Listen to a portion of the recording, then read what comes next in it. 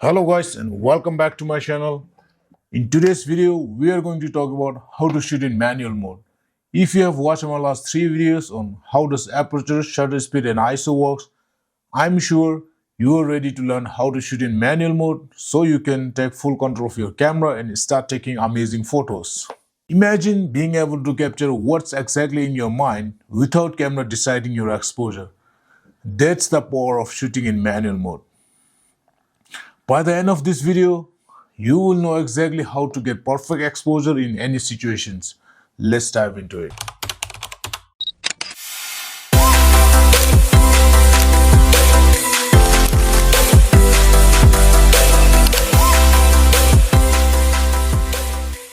Okay, before jumping into the manual mode, let's quickly recap what we have learned in previous video. Remember shutter speed, ISO and aperture works all together to control your exposure. Exposure is how bright or dark your image is. These three settings need to be balanced to get perfect exposure. So, in manual mode, you are going to be adjusting all these three settings for yourself. Make sure your shutter speed, ISO and aperture is perfectly balanced. If not, your image might be too bright or too dark or even shaky or unclear. Now let's start with shutter speed. Right now I am at 1 by 500 of a second and I will take picture of moving cable which is perfectly freeze in time. Now I will use slower shutter speed. Let's keep it 1 by 30.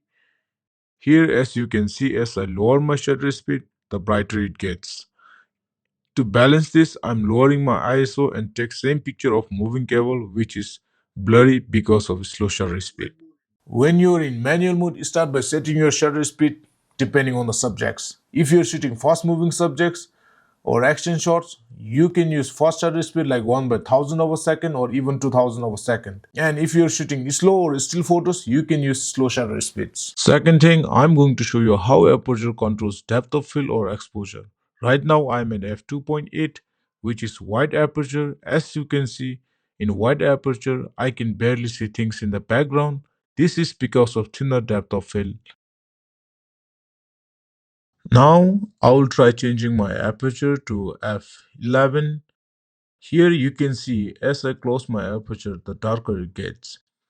To balance this, I'm cranking up my ISO and lowering my shutter speed so that I get perfect exposure even at f11. Here the image is clearly focused from foreground to background because of higher f number, which has deeper depth of field.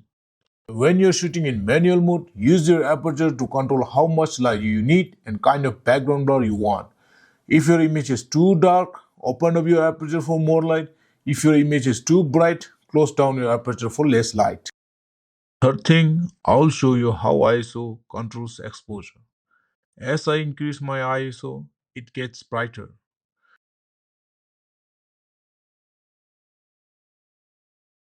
To balance that, I'm using faster shutter speed or smaller aperture. As you increase your ISO, your photos might get brighter, but it will also introduce some noise or grainy in your photos. You can see clearly in this image. Now I'll lower my ISO. You can see as I lower my ISO, everything gets darker. To balance that, I need to lower my shutter speed or open my aperture for more light. Here the image is sharp and focused. Keep your ISO low as possible to avoid grains or noise in your photos. In manual mode, adjust your ISO to balance your exposure. In bright situations, keep your ISO low as possible like 100 or 200. In dark situations, you might need to increase it. Now, here's a trick to balance all these three settings together. Your camera has an exposure meter built in, usually in LCD screen or in viewfinder. I'll show you here when the meter is at 0, it means you have got the perfect exposure. If it's to the left, your image is underexposed. And if it's to the right, it is overexposed. Keep adjusting your shutter speed, aperture and ISO until that meter hits 0. That's how you know you have got the right exposure. Now you know how to shoot in manual mode.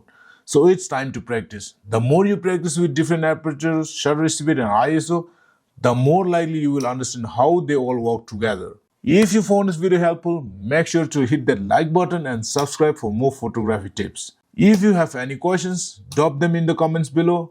I'll be very happy to help you. Catch you in next video. Happy shooting.